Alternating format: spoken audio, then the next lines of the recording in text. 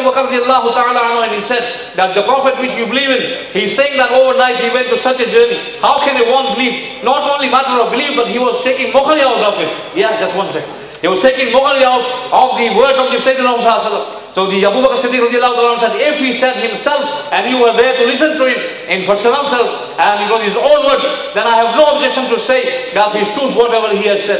The reason being for that, his inner self was built and he had this internal nema which accepts the belief of the Prophet sallallahu alaihi wasallam. And Abu Jahl lost that because of him being severe with the Muslims, severe with the people of the Iman. So this is when Allah subhanahu wa ta'ala taken away this internal gift of acceptance which is known as the Iman. Khatam Allahu ala qulubihim wa ala sam'ihim wa ala absarihim ghishawa, which means on the day of judgment, this Qadiani cannot say that, oh Allah, you did not give me the internal basira, so I did not accept the Prophet as him being the last and the final Prophet of Allah. It will be rejected because Khatam Allahu ala qulubihim wa ala sam'ihim means that a seal can be only given when there was something inside before. If there was nothing inside, nobody seals it, which means that he was given this gift as well, but Allah removed it and he lost it because of him being very severe with the Muslims, very severe with those who are believers in the Prophet ﷺ, very severe with those who are believing the monotheism of Allah, very severe with those who are following the footsteps of Sayyidina Rasulullah ﷺ. So in the same manner,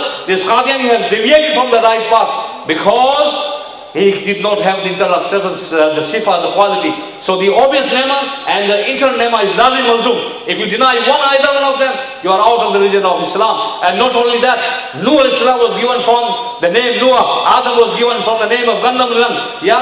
But when the time came to give the name to the Prophet sallallahu alaihi wasallam, he gave him the name Muhammad. Muhammad means alladhi ujmiyat fihi khashalam mahmuda. And Allah subhanahu wa ta'ala is saying himself, even after keeping his name, giving him this name, I am saying alhamdulillah.